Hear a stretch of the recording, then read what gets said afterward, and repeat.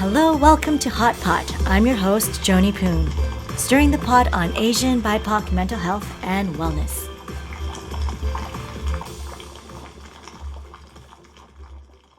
Welcome, Katherine. I'm so excited. This is our take two. Just because the computer decided not to record and work like last time. So, thank you for being so patient. And yeah, I would love to, I'm excited to share with our listeners, our friends, who you are. I've known you for 5 years. We figured that out from our first conversation, first take. And can you share with everyone who you are? Who's Katherine? Who's Dr. Katherine? My name is Dr. Katherine Chung. Everyone calls me Dr. Katherine, or my friends call me Katherine. Yeah. It'd be weird. Yeah. But I'm a naturopathic physician and a acupuncturist practicing out in Burnaby, Burquitlam area, in British Columbia. And then I own my own clinic now. Just opened it about 7 months now. Very fascinating and fun journey. Definitely not what I was expecting in my life when I was while I was growing up, because I was thinking of becoming a cardiothoracic surgeon for the longest time. It was my own thoughts. My mom and my parents did not push me into it. I really did want to become a cardiothoracic surgeon for a very long time. They were very progressive in that way, where they're just like, I don't want to be the reason why you're unhappy at night. So I'm not going to tell you what to do with your life. And then if you're unhappy, that's your own fault. Which I'm like, very pragmatic of you parents, thank you. So did you ever watch Grey's Anatomy? Yes. You know Christina Yang? Yes. I want to be her. I want to be her, even and I identified so much with her, even in terms of how she dealt with her emotions and how she dealt with life circumstances. I identified her to a T. I didn't model her behavior, but I found that I already was like her. Ooh. Yeah. In what ways? Wow. Very emotionally shut down and shut off. Just didn't really felt like I needed to fully be vulnerable or connect with people. And then when I was vulnerable enough to people, it was just so uncomfortable, right? Yes. And then when you're just like, there's just feeling inside and I don't know how to deal with it. And then in Grey's Anatomy, one of the doctors was just like, hey, just go over this grate and then just feel this air that rushes through you, and then you get this release. And then so it was just a way of kind of physically getting a release out, but not emotionally really processing anything. And I identified that was just the way that I was brought up to be, but also how I just dealt with emotions, which was not really dealing with them. No, just suppressing or not feeling or dissociating from it, or disconnecting. Was that modeled to you? Is that why? Yeah, pretty much. I mean, very typical. My parents were atypical in a sense when it comes to Chinese parenting, and very typical in other senses, and how they disciplined us, but also how they talked to us about dealing with emotions, which was not talking to us about how to deal with emotions and just modeling suppression. I think I just took that on, and then that's just how we deal with things. We don't really talk about emotions, right? I'm curious, how did your parents model that? I mean, I can share with you mine. I didn't even realize I was like that, being vulnerable and talking about emotions. I would talk a little bit about it and pull away because it's so uncomfortable. I didn't even realize I was doing that. And that was pointed out to me when I went to a group therapy training, and then we had to play client and therapist. And then when I was the client, I was sharing some of my stories. I was like, yeah, that's fine, because I've done some processing and work prior, and this was additional, more advanced training, working with plant medicine integration, so psychedelics and stuff. And so I've done some work prior, so talking about some of my wounds and some of my past traumas, that wasn't new to me. It's the connecting piece. And I didn't realize opening up and staying in those and connecting was hard. And I didn't even realize I wasn't doing that until the therapist who was in our smaller group when we were role playing, and I was the client, pointed out something. It's like, oh yeah, did you know when you shared about something, you shared it so quickly, you just kind of brushed it off, and then I reached my hand out, and you reach back and you let me hold your hand for 2 seconds and then you pulled away. I'm like, oh, that's so interesting. I didn't even realize I was doing that, because one of the intentions I brought into that space and that training was like, oh, I want to learn how to receive and, you know, connection and love and accept it in both ways. Because I feel like there was something that was blocking that. I have a hard time connecting. And I was like, well, I can't really connect if I'm not allowing myself, like, already physically removing my hand. And I didn't even realize I was doing that. So it was so interesting that she conveyed that. And then I look at my parents, I was like, oh, I barely see them very affectionate with each other. I mean, they're a little bit different from other parents, where at least on occasion I'll see them hold hands when they're walking, they'll kiss, but very rare. And then my mom's more emotional. I guess that's more allowed in the Asian culture. My dad's more of the quiet, stoic, don't say much, don't talk much, and then if he does do something, it means something really, really bad, or it's something big, right? And with my mom, like, it's so emotional, but it's also so volatile, because it's like she expresses herself so big and loudly, especially when she's anxious. And I didn't realize that until like I started doing my own work more. And I'm like, oh, so only certain types of emotions were allowed. So that's how I learned. It's like, okay, if it's nothing good, I keep it quiet. Because if I reacted like that, and then you have two volatile people like that, you know, anxiety feeds anxiety, and then it just doesn't work. And then, of course, add in the cultural aspects, like, you don't question your elders. You have to respect them, even if they're wrong. My mom says that. And I mean, I value respecting, and at the same time, what does this teach us? So then I'm like, then I get really quiet and I shut down, so I don't talk, right? Because if I talk about it, I'm gonna get penalized or get punished, right? So it's so interesting. Like, I didn't realize. I was like, if I don't feel comfortable, I learn to withdraw. Well, that's just how we're going to survive, right? And sometimes it's just a survival tactic, just so that it doesn't wound you too much, and at the same time, it's protecting everyone in that moment, in that sense, right? That's what you think, And it's adaptive, it's maladaptive. It's an adaptive way to cope in that instance. So I'm curious, like, for you, how did you learn to suppress, like how you were modeling that doctor on Grey's Anatomy? I didn't realize it until after I changed direction. So I ended up fortunately, unfortunately, as I'm not sure if a lot of the listeners here know, that going through organic chemistry is probably one of the hardest classes you'll ever go through. And it's a weeder class, right? So you get weeded through it, and then whoever survives, great. If you don't, then you either do it again or you go down a different path, right? So I ended up failing an organic chemistry class. So then I couldn't take the second one. So I'm like, okay, well, I need to keep a full course load. What am I going to put here? And it was serendipitous, because then I ended up taking on a religious studies course, which looked into the spirituality or the psychology behind spirituality. And then that kind of changed the trajectory of my life in terms of, you know, like, science and hard facts and being emotionless and being so cold, like science, isn't serving me anymore. There was this unhappiness there all the time, and I never could really pinpoint it until I started my educational and academic journey into the arts and into religious studies. Ended up getting a degree in it as well. And then I'm like, oh. And then from there, my friend ended up going to naturopathic medicine, and then he's just like, yep, like, maybe this is something you want to consider. And then looking into all the tenets and like what it stood for, there was a lot of compassion and empathy. There was spirituality and a holistic approach to body and health. And it just seemed to click with me the most. It's just like, there's that spirituality, or there's this empathy piece that I never really got from the medical side of things, the Western medical or allopathic side of things, compared to the alternative health world. And then as I went through schooling for my naturopathic medical degree, that's where I started exploring a lot more around triggers, around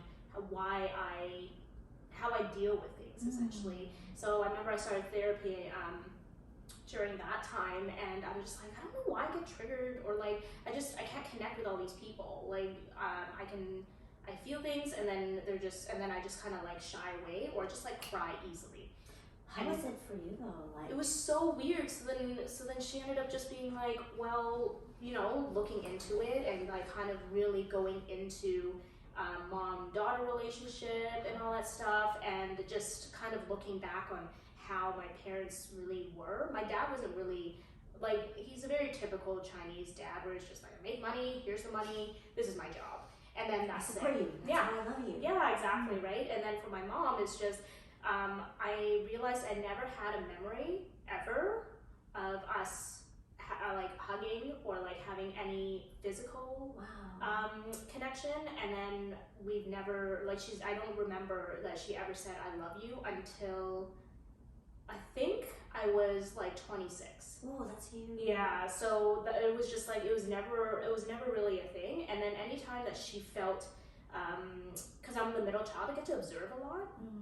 So anytime her and my sister got into a fight, or my parents got into a fight, she would, say what she needed to say, and then she'd get really, really quiet, and then she'd just like be alone, but she would never cry in front of either of them when they're in a fight. She would just put herself in her own room and then just be under a blanket and cry.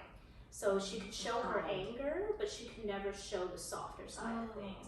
So I think for me, then I'm just like, oh, like showing emotion in general doesn't seem that great, because like when you're sad, you have to hide away, but then when you're angry, you have to confront people, and like I just didn't like confronting because it just seemed so unnecessary, but also really anxiety provoking. It is. So then I'm like, well, F this, I'm not gonna show anything, and then that's where the walls really built up for me, right?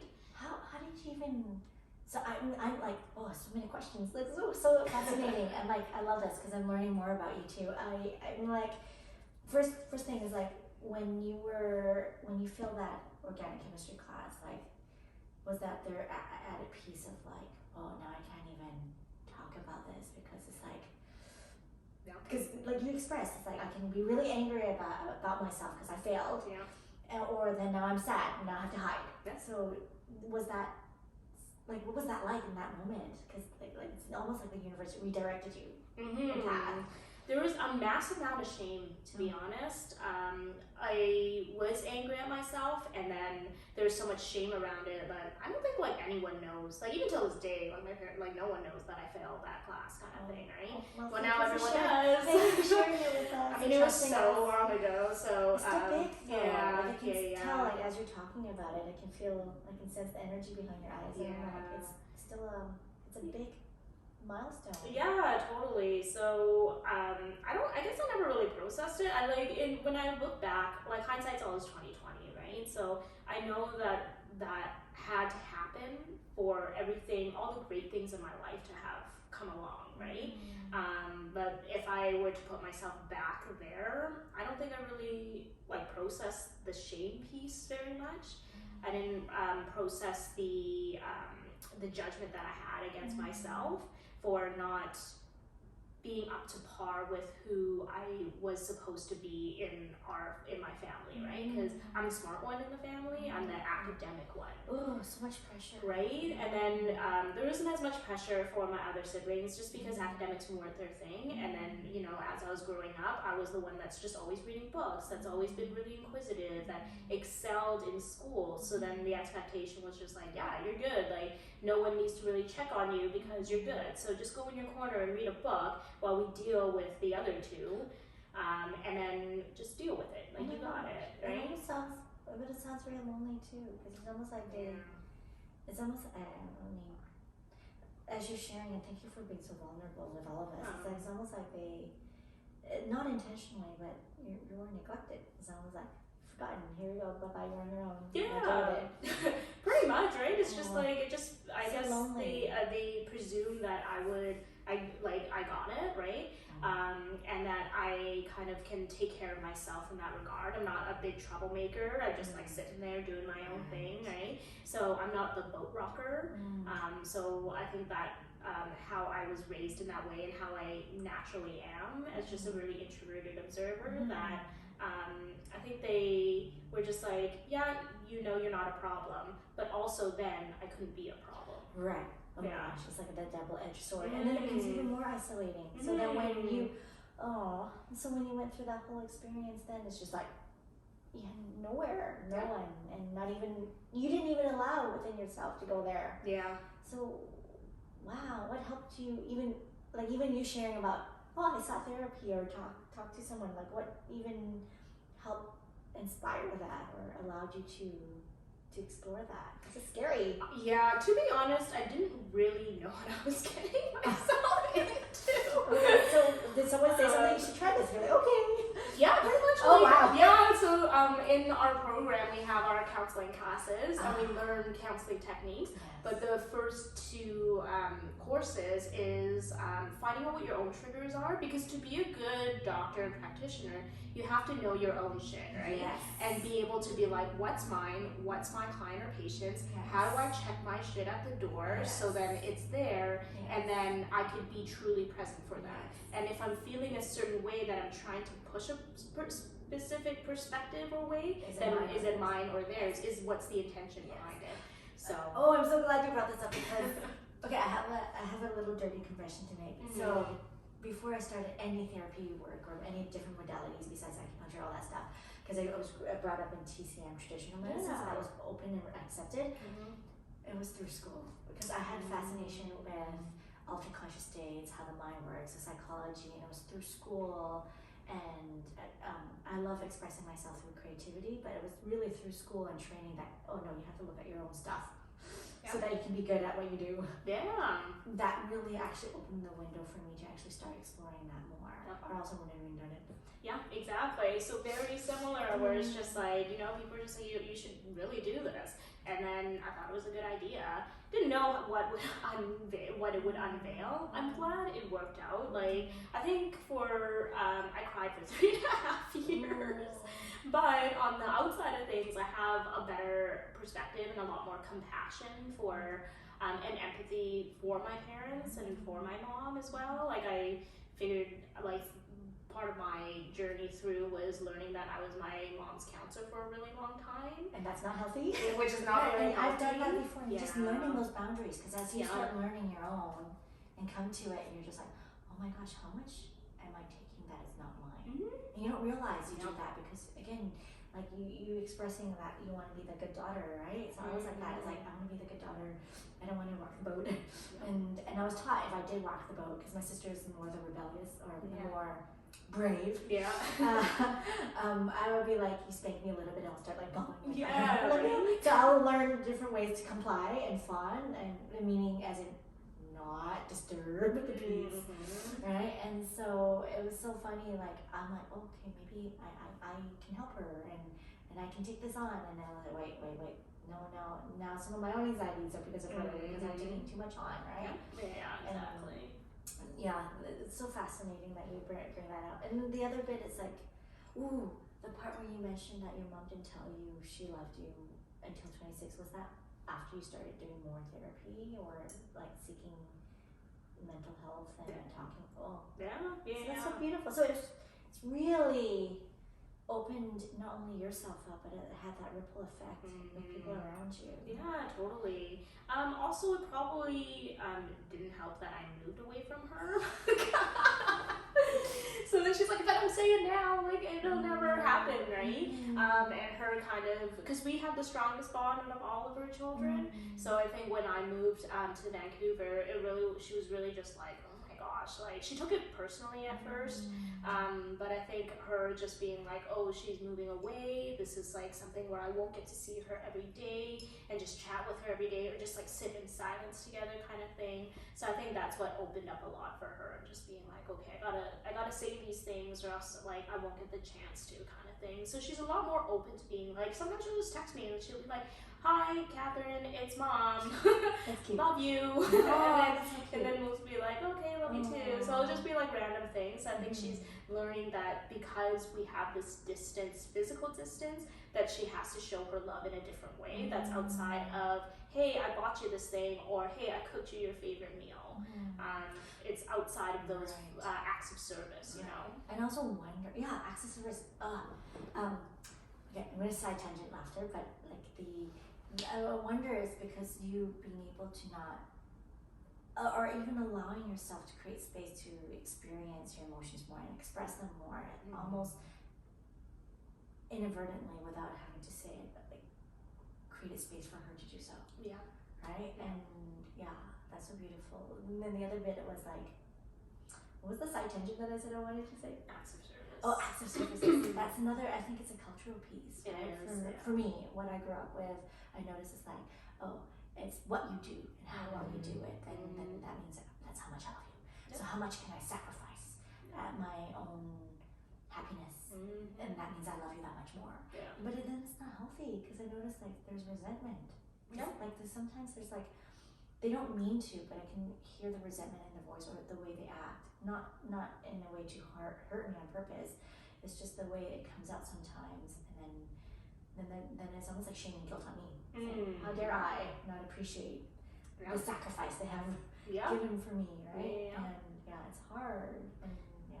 Well, and that's kind of what in the first recording that we did, where you talked about where a lot of our parents had us as not like a retirement plan, but like sort of, and then they lean on us a lot. Yes. Right? And then they're just, so then a lot of the times, and it might not be a intentional thing, but it's them raising us is then it has to be reciprocated later on in life, right? It's just like I sacrificed myself, I moved here not knowing anyone, started from the bottom, built this life up for you so you can have a better life.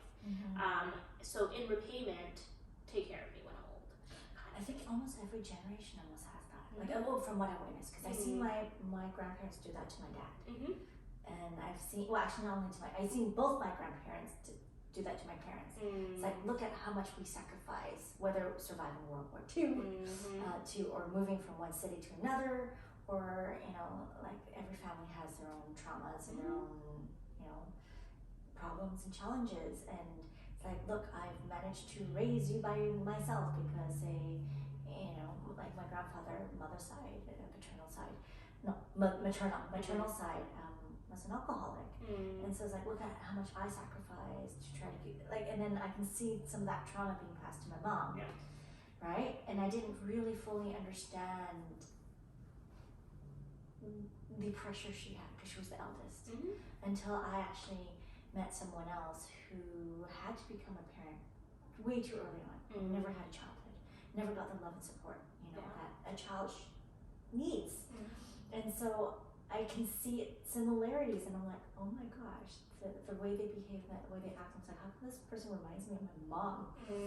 And then that triggered me, because then that would get me into that fear mode, and I'm like, I'm going to be very quiet and I'm going to be compliant, and that's not healthy either, because then that means I learned to take on my mother's anxiety, and then maladapted it. So one generation passes to the next, and then and shows up in a different way for me, and I'm like, that's not healthy, because then now I'm suppressing and not saying, and I'm becoming resentful because I'm also showing you that treating me this way is okay, right?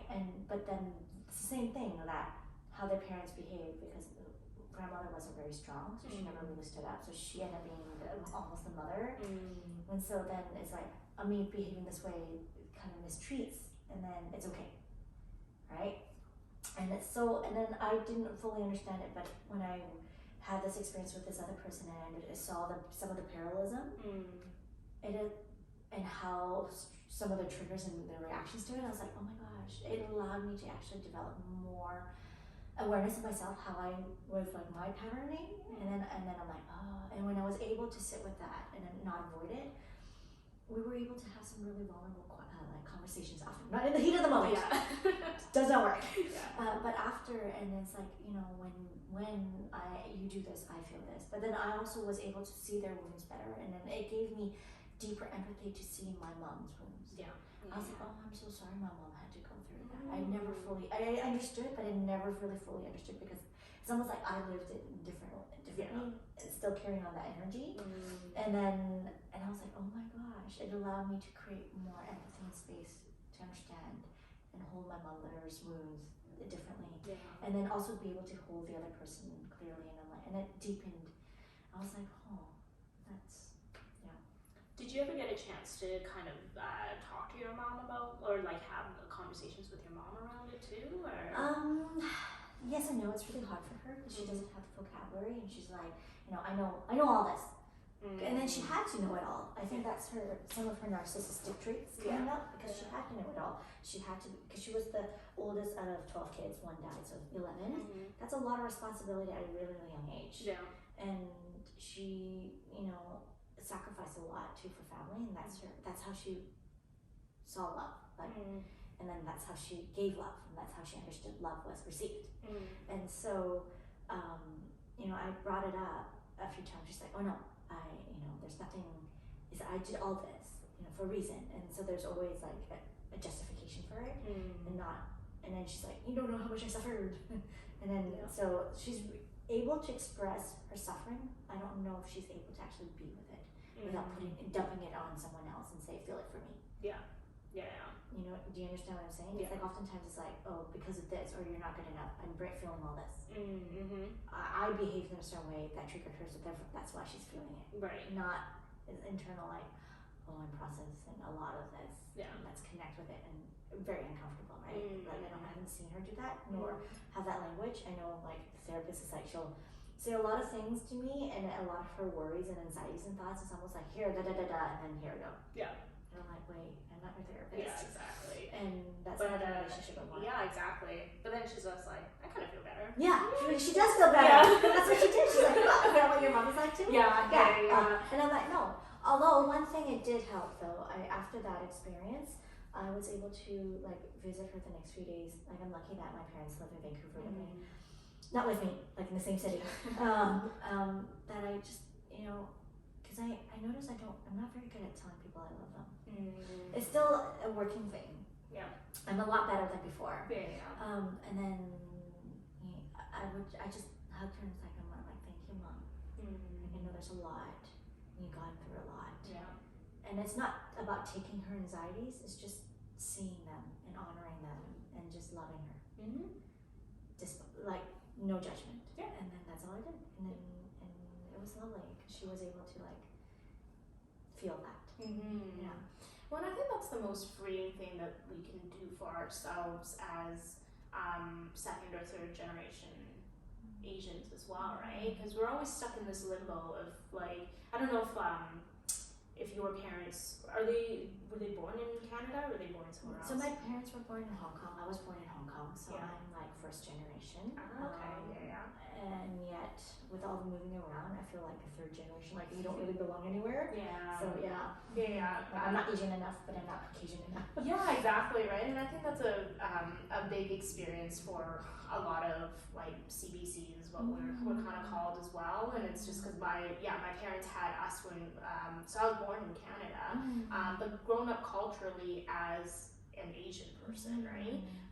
Mostly Chinese, slightly Vietnamese, and it's always this like that collectivism that hey, like do everything to honor your family and don't represent us wrong out in the world. It comes from like our first go talk when we were recording. It comes from Confucius, the philosophy where you want to bring honor to your family and you want to make sure that you behave the best and not burden others, right? Yeah, exactly. Yeah. And that's our first 4 or 5 years, because really, like, you don't really meet anyone outside of your family for those informative years. And then we get unleashed into public or private school where it's a mishmash of everyone, right? Where you meet like Caucasians, you meet other Asians, you meet everyone, and then you're in the schooling system where they bring you up. If you go to school in a Western society, you get brought up in Western culture and Western traditions, and you learn about that, and then you get one subject in social studies where you're like China Week or like Japanese Week or whatever it is, right? So then now we're always in this paradigm where it's just like, well, at home you are you're taught to act and be Eastern. And then in public, you're inundated and you get to be grown up in a more Western way of thinking. But then they sometimes, and a lot of the time they do clash, right? So then how you're like in this limbo where it's just like, you can't be, you're Eastern and Western at the same time, but they conflict in some way. They do. And how do you identify in that space where it's just like you're not really one or the other, you're kind of half, you're your own identity in that sense, but there's nothing that truly represents that, or you can truly say or articulate what that experience really is. And to add on to that, I find that for me, like from a personal perspective, is like that identity piece is so much shaped and narrated by external forces though.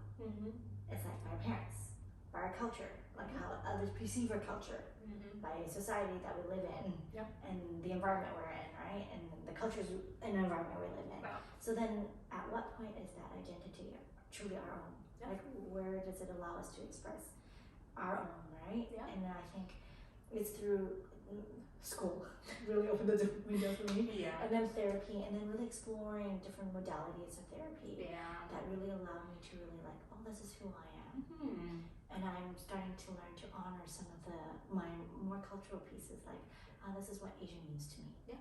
And it's okay that it's different from someone else's. Yeah, exactly. And you're absolutely right. There's these energetic side of medicine that really helps. I mean, there's no way that you can truly measure how it does it, but it just kind of, it does, it works. Okay, share that story again, because we went through it so well the first time, and I think it's so important for everyone to hear this, and I'm so glad you guys are here listening to this. The biofeedback, that one of the... oh, yeah. And so, because we can expand on that, I really love that, like where we kind of rabbit hole down there. Yeah, totally. So I have a pelvic physiotherapist friend, and she does a lot of work with the Asian community, especially the older Asian community. And she uses this thing called biofeedback, where she puts these electrodes on you to measure muscle tension in the pelvis, but also it can be applied anywhere else. But for this case, it'll be the pelvis, and then she'll just chat with her clients, and she'll chat about their stress, she'll chat about their life, and anytime she's just like, what's your stress like? Hands down, they're always just like, I got no strain. I like nothing, it's not there, I'm like, I'm great, I don't feel it. They always say, I don't feel stress. I don't feel stressed. Yeah, there's nothing stressful. Yeah, exactly. Right? So to give it a little bit more context, because we kind of dove into this with a lot more, just to give it context, we were originally talking about how, and I recently did a lit review study on how out of all the Asians, Southeast Asians, it's the Chinese immigrant Asians that will not really seek mental health help or any form of help that goes outside of what is traditionally, quote unquote, accepted like medical. Even then, it has to be very dire. Right? And it's really interesting. Like part of it's because of the face saving, but then there's the added layer that of like Confucius role, where men are expected to be the sole provider of breadwinning, financial stuff. And then for women, it's that you're expected to bring honor to your family by serving and nurturing and caring. So then they're the last persons to even be asked for help. So then therefore, if they even ask for help, that means they failed their job. So there's more shame and guilt on top, right? So then, of course, you're not going to seek help if you feel like that. And then just culturally, we touched on this, we don't express, right? We don't talk. And we like to stuff.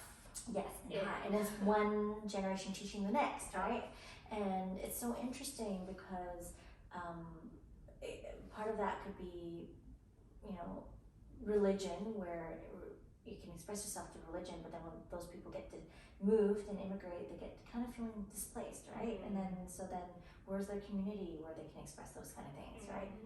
Or language barrier. Exactly. And then collectivism, they seek support through their family unit. So if the whole family doesn't believe in that, you're not going to get support around that too, right? So it's so tricky. And then it's it's really interesting. I've met a few people already, and then they're like, oh, if I seek mental health, that means I'm broken and there's something wrong. And it brings me to my story I shared earlier. It's like, I recently lost my ex-father-in-law, and I really loved him, and it was really hard to see, my ex-husband's family go through that, and my ex-mother-in-law who was a sole caretaker, and everything was on, and then when you're dying, you're faced with a lot of things, and it can bring up a lot of shame and guilt. And then you can only imagine how that sometimes when you don't know how to express that, it can come out not so kind. Yeah. And so imagine that, and then you're being the caregiver of that, the receiving end, and then you're also seeing someone you love, you know, die slowly in front of you, and it's so hard. And I was just like, you know, maybe perhaps because we've experienced it when we finally. Well, we weren't given a choice at first, right? Yeah. But we realized the value after, right? Yeah. And we were open to it. At least we stuck with it because we could have done, screw this, enough. And I get it. Some people will do that because it is hard. And, you know, it took a while for my ex-husband to even be open to that. And when he finally said, it's like, I didn't even realize I didn't know how to express and connect my emotions. The only mode I had was anger and nothing. Yeah. And I'm like, it's very difficult, right? And then, so I said, hey, you're your son, you're like mother-in-law's own son, maybe you will be better received than for me. I'd probably have a feeling to say no. Planting seeds, just express it, give her options. I know other people who are great supporting this and can speak the language. And so language barrier won't be a thing, especially when you're expressing yourself in a foreign language is hard. Yeah. And then so we did share during dinner time at one time, and then guess what the mom said? Probably like, no, I'm good. Yeah. So pretty much, it's like, no, there's nothing wrong with me. I'm not broken. I'm good. And then my ex and I smiled at each other, not laughing at her, but it's like understanding. It's like, oh my gosh, it's almost like a light bulb went in his brain. He's like, those were the exact same words I used when you, like me, shared and say, hey, perhaps you should, not should, I don't like shooting on you. Perhaps explore some of this, encouraging it, right? I think it'll be useful and helpful. You might find that you might be happier, or you're not always so like anxious and think you're not good enough or something, you know, whatever's bothering you. And it's the exact same words, and I'm like, So this long way bringing back to like Asians. It's like, nothing wrong with me. I'm not broken. Yeah. Right? You just like, you shove it in. It's gotta go somewhere though. It's gotta be stored somewhere. In your body. Yeah. In your body. Yeah. So then that's what my physiotherapist friend, she kind of, a lot of the times, and I think you touched on this, where it's just like, it's gotta be black. Like for a lot of us, it's black and white, right? It's just like, if it doesn't say it on paper, if it's not measurable, it doesn't exist. So she's trying to hit on that piece, where she'll talk about the stress, and she'll talk about these things, and then they say, cognitively, they say, there's nothing stressing me out. But then when she kind of dives deeper into kind of their lives and what is happening in their life, anytime they go on a stressful topic, the electrode shows that it's just like, oh, there's like a little blip, like you're bringing in tension into your pelvis or into these muscles. And then they're like, oh, and then she'll kind of bring their mind's eye into it and just be like, do you notice like now that I pointed it out, do you notice that the pain is slowly increasing? Do you notice that there's tightness there that it wasn't there before? And they're just like, oh, like, and it just was just like this like light bulb. It just like blew their mind to think that what they're cognitively going through and what they're or unconsciously going through really does affect the health and people's bodies, right? And a classic example is someone that's stressed and has high blood pressure. That's like the easiest one for people to make a connection. And you just like, when you think high blood pressure and someone that's really stressed, you think of that CEO, right? And then they're just like, you know, they're in the leadership position, they're like yelling at their staff, and then you can see their blood pressure growing just through their stress. So if that's like an automatic association that we can make, why wouldn't we make the same associations with intergenerational trauma, any type of stressor that can have an impact on the body? Because we don't talk about it, so it doesn't exist. Exactly. Right? So if we don't talk about it, it doesn't exist, so we're taught to not see it. Yes, exactly. Unless it's like really in your face, right? Yeah. And it's unfortunate, and I think that's why, that's why they say ancestral energy, that trauma can get passed. And it's true, because like if you look at it, parents are like, most of my parents, my mom's siblings, they have like high blood pressure or diabetes or something. It's like that trauma being passed and that anxiety, and I didn't realize, because like my mom would be like, be careful what you eat, you're gonna get high blood pressure by older age. And I was like, I don't feel like, not to be rude, but I never felt it was true for me. And I think maybe because of the work I've been doing, and also and then at some point, at some parts it's genetics, but then I'm like, there may be some truth to it too. And I'm like, And I realized it was through, you know, a hypnosis session that I was like, oh my gosh, I carry anxiety. And then I went back, oh, it's not my anxiety. It's my mother's. Huh. Wow. And then it's like, huh. And then, you know, I didn't know what to make of it at that point, because it's just like, I don't know, because science can't really qualitatively or quantitatively, especially quantitatively, you know, prove that that's the case. Yeah. What energy is dictates what happens. And so I'm like, well, okay, well then if not that, then I don't know. I kind of put it off on the side, and then I did a plant ceremony treatment, and then it showed me the same thing, and I'm like, I took on my mom's anxiety. I actually said it was okay, let me take some of it, and I'm like, I'm gonna do that. Yeah. And then and it was through, like, even working with you, like through acupuncture, I shared only certain information. You're like, oh, you started, and I didn't tell you, and you're like, I'm like, yes, I know where it's from. Right, it's starting to make sense because it's all in the same spot. And I'm like, you can't deny it when you see 3 different practitioners and 3 different treatments that point to the same thing. And I'm like, okay. So, and by working on that, I'm noticing it shift and moving, and I'm like, maybe that's where that inner truth, intuition of like, I won't get that later on unless I dishonor my body. And it's so interesting, like we get so taught to not listen to our bodies that we don't even realize we're dissociating or disconnected from it, or not allowing ourselves to feel. Because if anything, our bodies, our nervous system, our somatic system, even our energy, our subconscious picks everything up. The last thing to really know is our cognitive mind. Oh, 100%. And we just get so good at that we don't even realize that we are taking a lot of information, even more so that we don't even know how to regulate it. Right? Well, even a classic example, like even right now, like even for like all the listeners and stuff, it's just like, what are your shoulders doing right now? Like, is there tension? Is it up to your ears that you didn't even know, right? And we naturally like hold that tension there, and cognitively you're not really thinking about it, and then until someone brings it up, and then you're like, oh, I can like, I'll make my posture better. Or how are you walking? Right? Yeah. Or where do you find, if you actually take the time, where do you sense heaviness in your body, or where do you sense some achiness, or where do you sense discomfort? Because sometimes it can just show us discomfort, not even pain.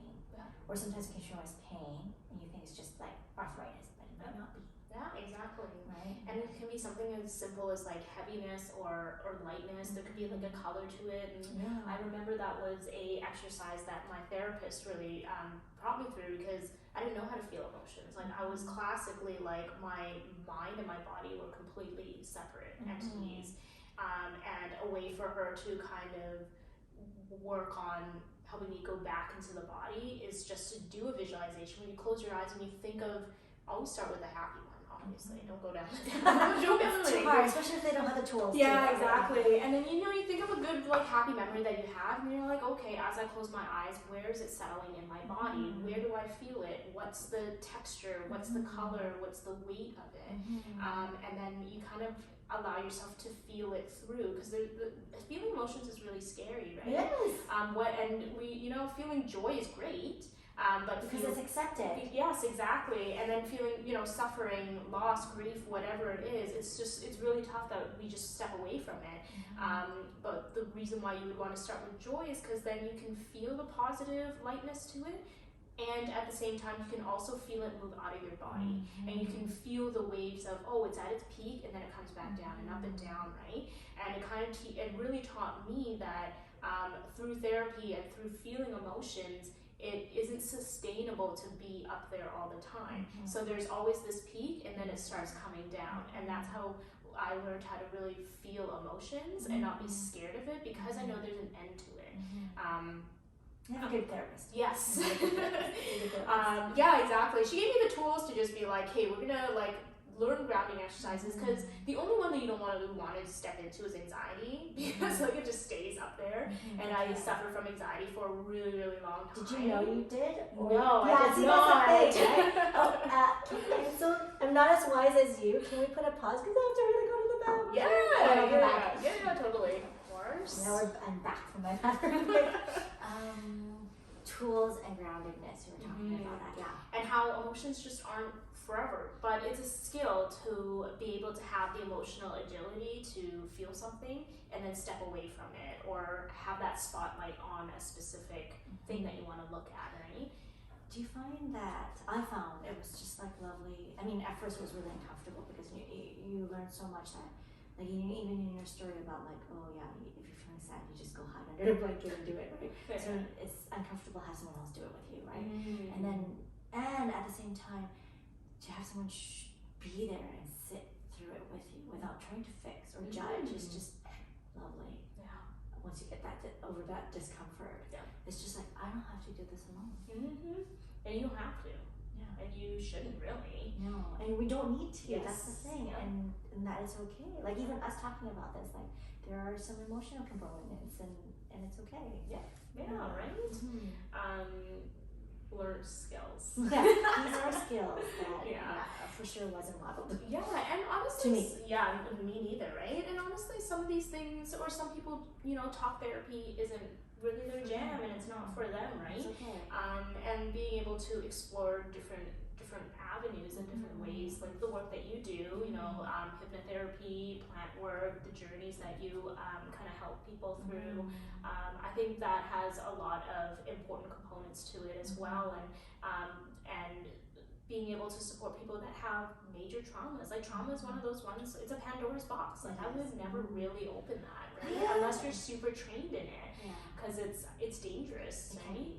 And that's why I love doing somatic work. I started doing more energy somatic work. The more I work, and like how I practice anything, my strong belief is like actually doing my own work. And going through the process and actually not faking it, but doing my own work and seeing my own shadows and my own uncomfortable things. Because only when I'm living it.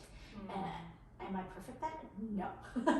It's so hard sometimes. And the more I show up like that authentically and being honest with myself and even allowing myself to feel the discomforts, even if I failed to not be with it in the moment because it was too much and I've defaulted to some of my maladaptive patterns, but to even allow myself to reflect and be compassionate, it's like, okay.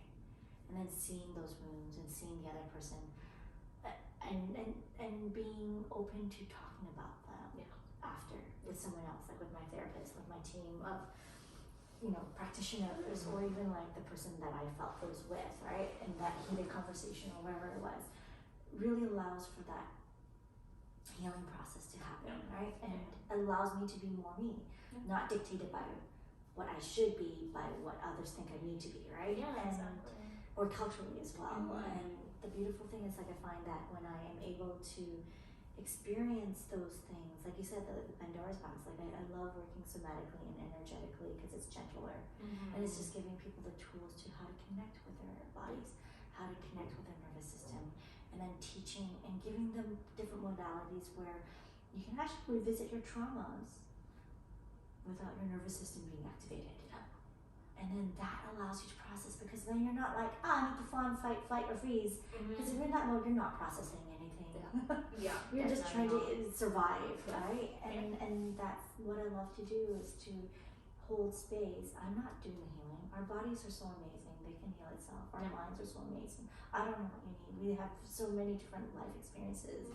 It's just being able to hold space, and if I'm calm, people can feel that too, right? And then allowing them to, through different modalities, feel that regulated nervous system to help them process the harder stuff. And I think that's important.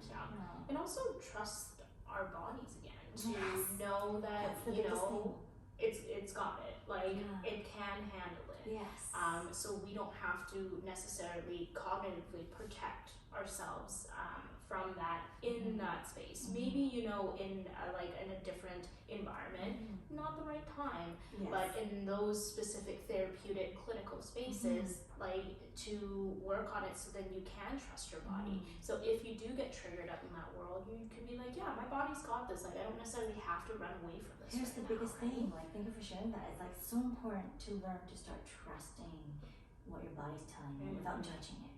Even if it doesn't feel good, that's okay. But trusting that that's true for you and that's all right. Right? And also having ways and people to help hold that so that you don't like elevate too far, because then that gets too much, right? And then it's never too late. Like I worked with a client who was like in her 90s. And that sought therapy much later on, and she had a lot of sinus problems, and I'm allowed to share about this because did have her permission. Yeah. And no medical reasons could figure it out. She's done everything she could, tried everything else, and acupuncture only alleviated. And then so finally, when we kind of were able to do some energy work and do some regression, as well as just somatically be with her body, and figure how to hold space for what that energy is like stored in her body. And actually, she had some flashbacks to like which age specifically that had happened and stuff, and we were able to work on that and even not judge it but love those parts of her. Her sinus is cleared. Isn't that crazy? Yeah, it's amazing. Like, our bodies know how to heal itself. We just need to learn how to listen. And maybe have support in how to do that. Yep, Because exactly. we don't know how. We don't have all the answers. Yeah, exactly. And like, we weren't raised in a way to allow for that to be acceptable, right? Because if you look at like certain tribes that still exist in this world today, or even when you look at a lot of the indigenous communities, like a lot of their medicine and a lot of their spirituality is still maintained in how they're grown up and how they're brought up. So they have this skill and the knowledge already, and then it's just about practicing it, right? And for us, it's just like, well, we didn't really grow up in that. So these say indigenous children, they grew up when like starting from like 2 years old, and they're just like, yeah, these are the ceremonies, these are the things that can help you through. We're those 2-year-olds now. This is when we're starting to learn, and to learn how to have empathy for ourselves. Because even something key that you said, where you're saying, I do my own work, sometimes it's just too much, or sometimes I can't deal with it, and I go back to revert back to how I usually adapt to it. And then you're just like, yeah, but I mean, I forgive myself for that, because I just couldn't handle it at that moment, and I can give myself a second chance later on, and like, don't judge yourself too much around it, right? That's the biggest thing as well, because I feel like a lot of the time we want to do it perfect the first time. And we want to solve it the first time. And then if we hurry. Yeah, right? And then if we're like, yep, I heard you, I got this lesson, and then you go into the world, and then you come back a week later, and you're just like, shoot, like, I didn't do that. Like, I did it for like 2 days, and then I couldn't do it, and then I just went back where I totally forgot about it. But having the empathy and non-judgment of, you did it for 2 days though, and that's like a huge thing, because you did it for 0 days before. Or just remembering it. Yeah, right? Or just coming back to it and saying, let's try again. Exactly. And that in itself is the learning, is the biggest step you can take. It's not actually achieving the perfection. It's consistency. Yeah. Because like you said, like, even for me, I'm still not perfect in the ways that I deal with things that come up in my life either, right? And You're not? it's I wish. But like, it's if you're not consistently learning, if you're not consistently challenged, then that just means that you're not really growing, right? So having those challenges is equally as important. So I have this talk with my patients all the time, where I'm just like, like, if you're not feeling like you're challenged, or you feel like, what, I'm good, you can rest on your laurels a little bit, or a lot, then it might mean that there's still some things that you're holding back on, right? It might not always be these crises, but it might just be like small things where you might not be aware of, And it's this, just developing that awareness and understanding that sometimes it's okay if it's too much, and not judging that. Yeah, you can always come back to it. Yes, exactly. And yeah, that's like, I thank you for bringing that up. Like, I think that's a key highlighted point that we need to just keep in mind. It's like really hard learning self-compassion. Because I think we have a perception of how the world perceives, and at the same time, I'm like, I'm my own worst critic too. Yeah. Right? Well, when you really think about the things that you say to yourself, you would never say that, even to your worst enemy, maybe most of the time, but you wouldn't say that to someone else. Like, it's just so cruel, it's just so rude, it's so everything, it's just so over the top that you would never say it to someone else. Unless you're really, really hurt. Yes, yeah. Right? And then that kind of comes from a place of like, really not like talking about, you be my therapist, but you're not my therapist, right? Like, it's just much easier because I don't want to process it and feel it, right? Yeah, exactly. Yeah, so it's really interesting. Like, I'm so grateful that you're here and sharing all this. And how has, school, like life school, processing counseling, that's led you to continue this path of like your authentic self, that maybe I don't want to be a thoracic surgeon, right? Like a naturopathic doctor, and it's really changed your trajectory. And then to even allow yourself to feel like, do you still feel those moments of like I'm really happy, or has that, how has that like unfolded for you now that you're more willing to explore feelings? Yeah.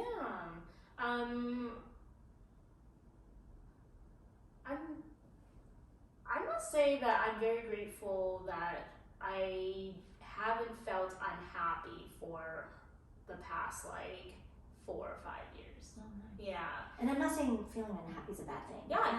You can go through. Yeah. I'm sure there are moments where you're like, oh. I think like it's not necessarily that feeling is just like, I've overextended myself. I'm just really tired. So I'm it's not the just same as before. Yeah, exactly. Because before it's just like I'm genuinely unhappy. Like I could not necessarily depression, but it's more like I could take it or leave it with this life. Like I don't really care. Like I could pick up and leave and go anywhere. And like yeah, right. And there's that feeling of wanting to run away from the life, right? Because I just didn't really believe in it or believe on that journey. But then, luckily I failed organic chemistry and, went down this trajectory. And then now I can say that, like, I wouldn't choose anything else, right? And, I had a friend recently, she was just like, if you died today, would you have done everything that you wanted in life? Like, would you be content to die today? And I can honestly say that I am very content to die today, to be honest. So you have peace. Yeah, and I've a lot of the things that really held me back, I think I've worked on a lot, and I'm at peace with where they are now. And there's always room to grow in that regard. But if I was to die today, no regrets over there, and that side of things, and all the things that I kind of wanted to do in life, I've been able to achieve already. And one of the biggest ones was just like to be able to change one person's life. Like that's all I really wanted to do, was to change one person's life. And like I can say that I've achieved that, and I'm happy. And there's like nothing more that I can ask for in this life. So yeah, I'm done tomorrow, and I'll be great. Yeah, that's amazing. Yeah. Thank you. As we're coming close to an end, because I feel like I could talk to you about this. Oh, girl, yes. We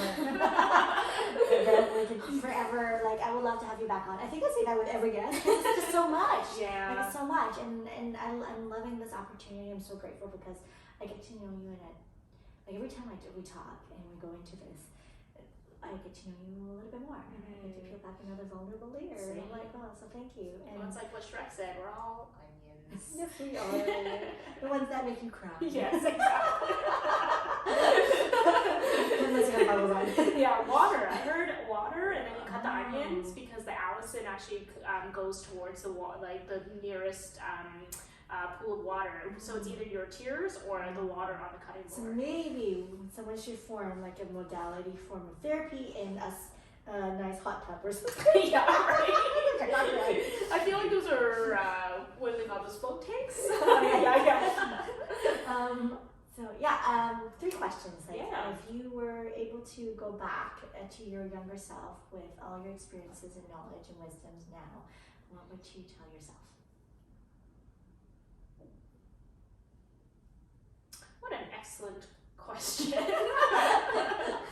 Putting someone on the spot. I wanted something authentic. Yeah, totally. If I was to go back and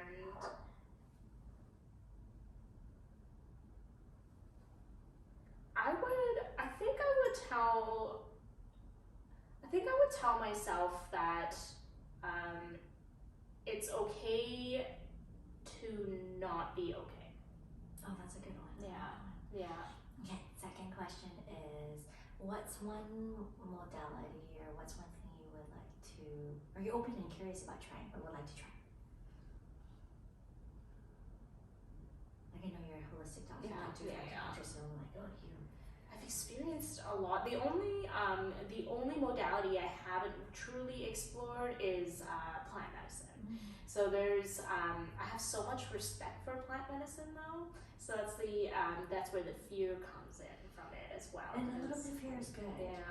I always tell people, share with people. If there's no fear, I worry. Because I'm like, like it's almost like, you know, if you're going to do something big and you know it's big and you know it can be life changing, it's normal to have some anxiety or some fears around that. And if you don't, then I'm just like, why? Yeah. That's my question. Why then? Yeah. Right? And that's normal. And if and knowing doing your research and knowing and trusting, like you've done your work, like trusting.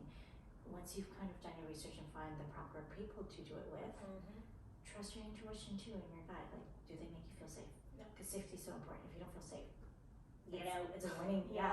Right. Yeah. Yeah. Mm-hmm. Yeah. And third question is where do you see yourself continue to grow, in which area that you've really connected with, like an authentic piece of yourself?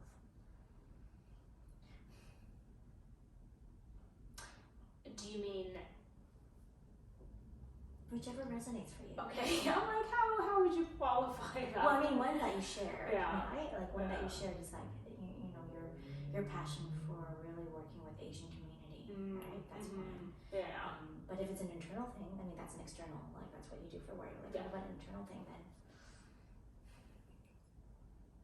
Internally, it would, the biggest piece that I've started recognizing that I still want to work on is being okay with and not feeling what's the word, guilty for asking for what I need.